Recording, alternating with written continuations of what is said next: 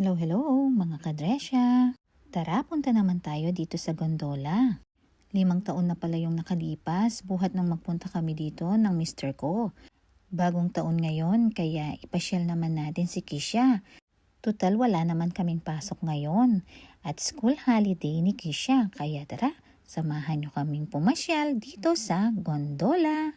Pagpasok nga pala namin dito ay pumila na kami para makabili kami ng ticket. Ayan nga si Kisha, excited siya dito sa pagsakay dahil first time niyang sasakay dito sa gondola ng Christchurch.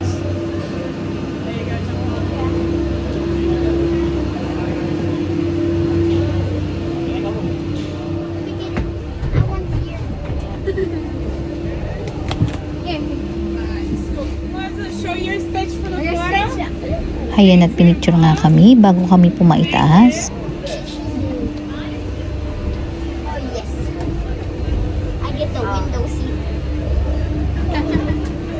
Bata pa kasi si Kisha nung unang sumakay siya sa gondola sa Hong Kong. Hindi na nga raw niya natatandaan yon kaya isinakay namin siya ng daddy niya. Dahil sa edad ko ngayon ay takot na ako sa heights pero dinala pa rin namin siya dito ng daddy niya. Kaya ayan, natatawa siya kasi ako yung natatakot kesa sa kanya. Pagdating namin dito sa taas ay sobrang lakas ng hangin at sobrang ginaw. Yung tuktok kasi nito ay 1,460 feet above sea level.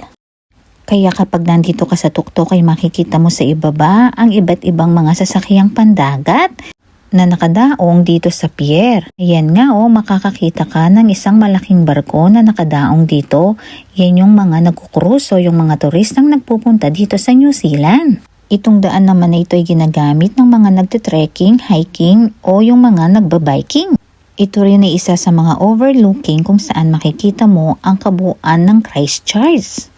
Ayan nga ang city, kitang-kita mo ito.